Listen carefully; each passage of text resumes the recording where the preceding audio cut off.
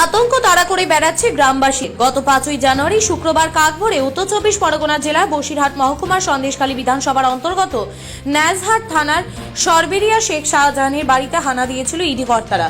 বেশ কয়েকজন ইডি আধিকারিককে বেধড়ক মারধর করেছিল গ্রামবাসীরা। বিক্ষোভ হয় গোটা সরবেরিয়া এলাকায়। সন্দেশখালীর সরবেরিয়া সাধারণ মানুষ ইডি আধিকারিকের মারধর, গাড়ি ভাঙচুর করে জানিয়ে ইতিমধ্যে রাজ্য রাজনীতি তোলপাড় চলছে। তার পাশাপাশি কেন্দ্রীয় স্বরাষ্ট্র মন্ত্রক রাজ্যের কাছে রিপোর্ট তলব করেছে। যদিও ইতিমধ্যে সন্দেশখালীর ঘটনায় পৃথক 3টি এফআইআর দায়ের হয়েছে, তবে এখনো পর্যন্ত অধরায় রয়ে গেলেন সন্দেশখালীর বেতাজ শেখ শাহজাহান। তবে 5ই জানুয়ারি শুক্রবারের ঘটনায় এখনো পর্যন্ত আতঙ্ক পিছু ছাড়ছে না গ্রামবাসীদের। আকুঞ্জিপাড়া এলাকার গ্রাম প্রায় পুরুষশূন্য হয়ে গেছে। আতঙ্ক তাড়া করে বেড়াচ্ছে গ্রামবাসীদের।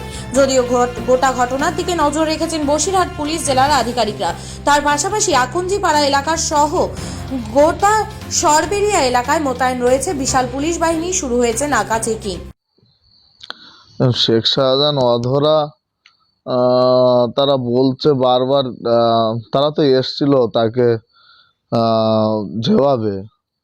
তো আজকে আমার মনে হয় এইভাবে না এসে তাকে নোটিশ জারি করে আসলে এই এত জলঘোলা হতো না। এটা পরিকল্পিত একটা ঘটনা। তারা জানতো যে ওখানে গেলে তারা গ্রামের মানুষ বা পাড়াপড়শির মানুষরা হয়তো এই ঘটনাটা ঘটাবে।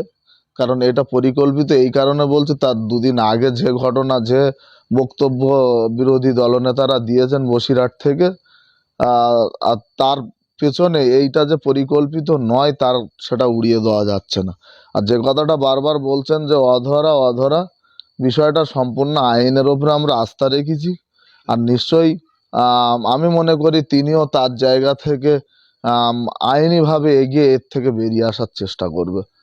এতটুকুই বলা, এর থেকে বেশি কিছু আমার বলার নেই। রেশন দুর্নীতির কথাটা, এইটা আমি মোটেই মেনে নিচ্ছি না। কারণ আমরা এখানে মাছ চাষ, ফিশারি, ভেড়ি চাষের লোক।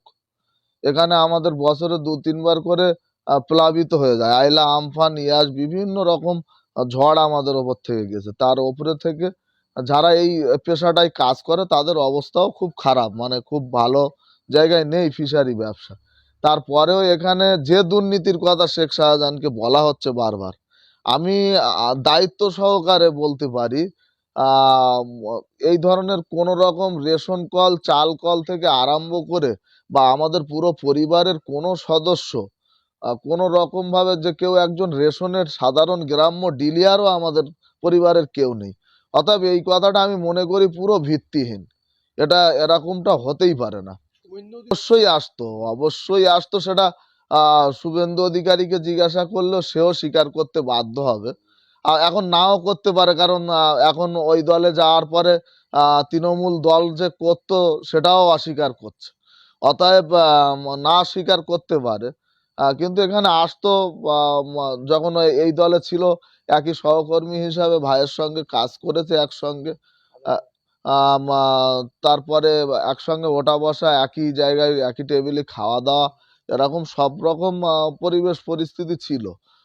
হয়তো যেটা পাবলিক, এই রিসেন্ট দেখলেন একটা ছবি ফেসবুকে ঘুরছে, সেটা আবার মিডিয়ার মাধ্যমেও দেখানো হচ্ছে, যে ওই ছবিটা দিয়ে বলছে যে তখন শুভেন্দু অধিকারী, শাহজাহান শেখ একই দলে ছিল। এখন শুভেন্দু অধিকারী বিজেপিতে। আজকে হয়তো শাহজাহান শেখ যদি শুভেন্দু অধিকারীদের সঙ্গে বিজেপিতে যোগ দিত, শাহজাহান শেখের বাড়িতে আজ ইডি আসতো না। আর মানুষের সত্যি সত্যি একটা প্রশ্নই এখানে থেকে যায়, প্রতিটা মানুষের একই প্রশ্ন, একই গল্প। অনেকে অনেক বিজেপির লিডারদেরকে টাকা নিতে দেখেছে সরাসরি ভিডিওর মাধ্যম দিয়ে। সেখানে তাদের বাড়িতে শুধু বিজেপি করার জন্য তাদের বাড়িতে আর ইডি সিবিআই যায় না।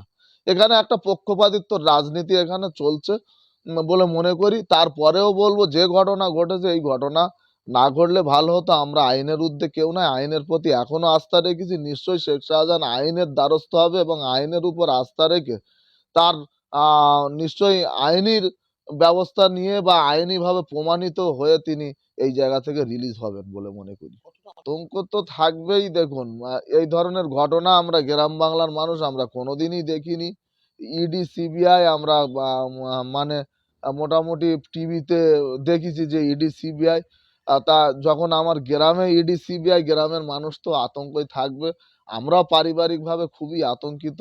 কারণ রাত হলে যেভাবে পুলিশের আনাগোনা, পুলিশ যাচ্ছে আসছে রাস্তাতে, নিজেদের বাচ্চা কাচ্চারাও ভীতস্ত, তারা ফাঁকা একাই বেরোচ্ছে না, তারা তো মোটে স্কুল পাঠশালা একরকম যাওয়া বন্ধ। সব মিলিয়ে পড়াশুনো তো ভীষণভাবে ক্ষতিগ্রস্ত হচ্ছে। আমরা মোটামুটি আতঙ্কের মধ্যেই আছি এই বিষয়গুলো।